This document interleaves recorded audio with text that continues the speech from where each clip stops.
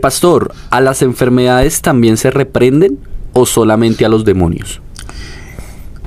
Lo que pasa es que eso se da de reprender enfermedades por tradición. Las enfermedades no se reprenden. Pues desde mi visión, porque otro puede decir que sí, y además es respetable. Lo único que uno puede reprender es lo que va en contravía de lo esencial de nuestra fe. Y en ese caso, espíritus que perturben la vida de un individuo. ¿Ya? Pero las enfermedades pueden venir por herencia genética y eso no es un espíritu. Las enfermedades pueden llegar por un accidente. Las enfermedades pueden llegar por una mala dieta alimenticia. Las enfermedades pueden venir porque yo me las busco y no son espíritus. Una enfermedad de transmisión sexual no es un espíritu. Una enfermedad, una indigestión por un alimento inadecuado, descompuesto, no es un espíritu. Una enfermedad que viene por herencia no es un espíritu. Entonces, por eso aquí hemos dicho más de una vez, cuando usted va a orar por alguien, debe de hacer un diagnóstico como el médico hace para poder para poder definir qué medicamento se le aplica al individuo. ¿Está claro? Entonces yo fui al médico y me dicen, venga, usted es diabético. Comienzan a preguntarme, ¿en su familia alguien? Ah, sí, mi mamá, mi hermano, Pepe, Lola. Ah, o sea, ya ellos saben que es una herencia. Claro. Imagínate yo echando fuera un espíritu de diabetes, cuando es un problema que viene de herencia. Hereditario. Pero el pastor acaba de decir que el que va a orar por un enfermo debe de hacer un diagnóstico. Sí, claro. ¿Qué diagnóstico debía hacer esa persona que va a orar? Bueno, debe de preguntar a ver cuál es la condición de la persona. Voy a colocarle un ejemplo. Estaba en una convención en Cali y una hermana, después de que he terminado la predicación, se me acerca y me dice, hermano, yo necesito que ore por mi nieta que está endemoniada. Una niña de 8 o 10 añitos.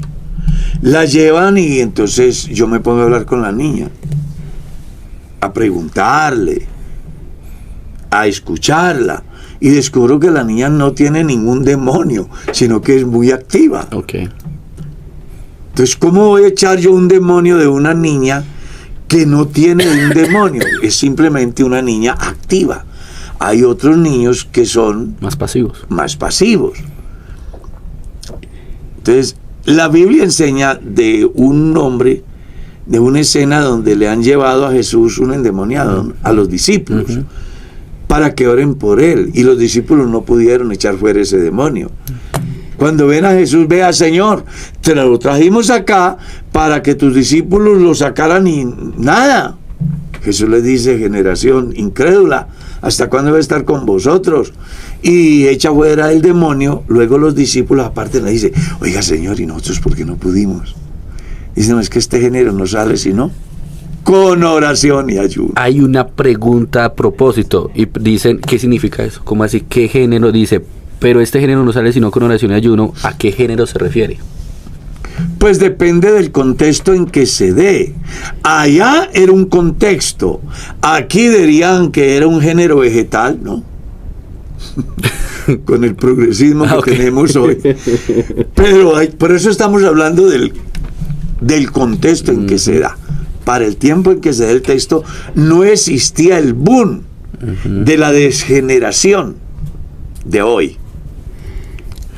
Entonces Jesús está hablando de la intensidad demoníaca que estaba operando en ese individuo.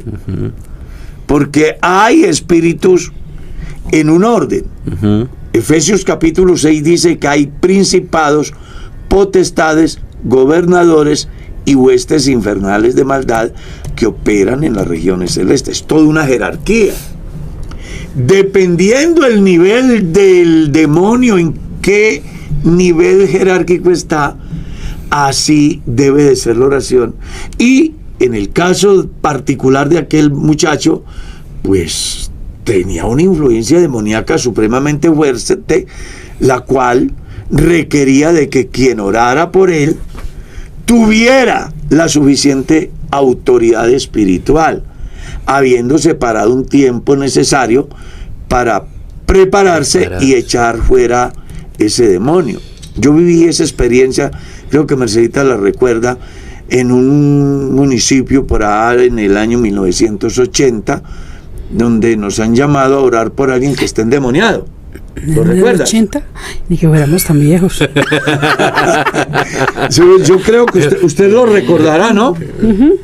Y resulta que al llegar allí, antes de yo ir a orar por él, yo me voy a orar al salón, Ajá. a decirle a Dios que me diera autoridad, que me diera unción, Sí, a mí también me ha que tocado. tuviera la suficiente autoridad, porque pues me iba a enfrentar a un demonio.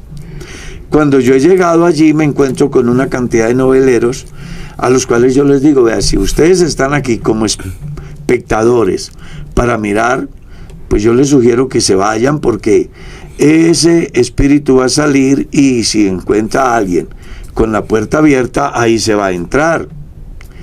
Bueno, la mayoría se fueron y alguien se quedó ahí.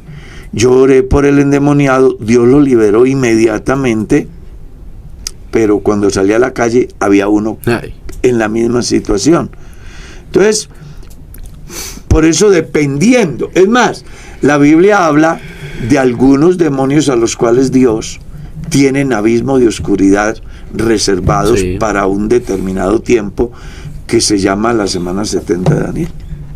Entonces, dependiendo de la potencialidad demoníaca, así debe de ser también la oración, y quien ora debe tener la autoridad espiritual, la cual solo se logra en el caso particular del muchacho, cuando quien va a orar tiene una vivencia con Dios, Pastor, y si una a persona través de que la oración y el ayuno. si una persona que es un, digámoslo así, un mal cristiano y vaya a orar por un enfermo, por un... Hechos capítulo Hechos 19 muestra precisamente ese fenómeno. Unos presuntos cristianos que se fueron a orar por un endemoniado o unos endemoniados sin tener la autoridad. Y cuando ellos dijeron, te reprendemos en el nombre de Jesús, el que predica Pablo, el demonio les dijo, nosotros sabemos quién es Jesús y también sabemos quién es Pablo. ¿Ustedes quiénes son? Pero ustedes quiénes son. Dice que lanzándose sobre ellos, los hizo ir casi que sin ropa. Es que es muy complicado. Por eso es que estamos diciendo, y lo hemos dicho más de una vez, quien va a orar debe de tener conocimiento de lo que va a hacer, debe de hacer un diagnóstico. Autoridad de Dios. Claro. Entonces encontramos esa gente que se va a orar por un presunto endemoniado y se queda a medianoche echando fuera un demonio. Y resulta que al salir de allá, el que sale endemoniado es el que fue a orar. Sí. No, yo se lo digo por experiencia. Sí. Conocí un caso donde alguien ora por un endemoniado toda la noche y viene y mata al hijo a garrote, pensando que es un demonio. Y yo conocí el caso donde se acercan dos a reprender un demonio y el demonio en la cara les dijo, ustedes no me hablen, que ustedes hacen esto y esto. Los desnudó ante todos. Entonces hay que... Y alguien dice, ¿puede darse? ¡Claro que sí! Recuerde lo que pasó con Pablo y aquella muchacha que no dejaba de decir, estos son predicadores del Dios viviente, y insistía, y ese demonio no estaba diciendo mentira, era verdad. Claro. Y que también el diablo se quiere burlar de... Pero claro. Por ejemplo, cierto día en la escuela dominical el pastor Carlos no estaba y llegó una mujer que oraran por ella y se pusieron a orar por ella y ella comenzó a revolcarse allá en... Entonces yo les dije a los hermanos diáconos que oramos, le dije, ya oramos, cada uno vaya para su puesto. ¿Ya? Y al momentico ya vio que nos... Y a mí me llegó y se levantó y dice... Hay gente que también hacen un show. Porque hay muchas personas que están afectadas por la teología de la prosperidad. Sí. Donde hacen simulacros, manipulan a la gente. Es que hoy es... Por eso yo siempre he dicho que la más grande herejía del siglo XXI es la famosa teología de la prosperidad. Donde engañan a la gente haciéndolos caer de espaldas, tocándolos y desmayándose. Eso es una herejía. Así no funciona Dios ni el Espíritu Santo. Son manipuladores de masas que hacen todo un show para sacar ventaja. Cuando entramos al campo del verdadero cristianismo, debemos de entender que antes de orar por una persona debemos de hacer el diagnóstico. ¿Cómo se hace? Pastor, venga, ore por mi hijo que está endemoniado. Yo creí que estaba endemoniado. Cuando bajé, me encontré que el tipo estaba borracho. Ujú. ¿Qué le dije yo a la hermana?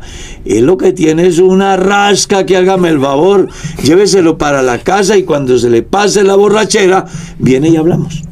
Imagínate yo echando fuera un demonio cuando el tipo lo que tenía era un viaje de alcohol en el estómago Sí. y en el cerebro. Así no funciona. O sea, la gente tiene que aprender. Lo que pasa es que todo lo hemos espiritualizado y ahí es donde nosotros fallamos. Sí. Cuando espiritualizamos todo, resultamos dándole atributos a Satanás que no se los merece. Y juzgando a las personas. Y juzgando porque hay a las gente que se enferma y dice, ¿quién sabe qué pasaría? Que ese ¿O hermano qué está espíritu enfermo. tendrá? ¿Qué demonio? Sí. Y se les olvida que el hermano se comió unos frijoles trasnochados.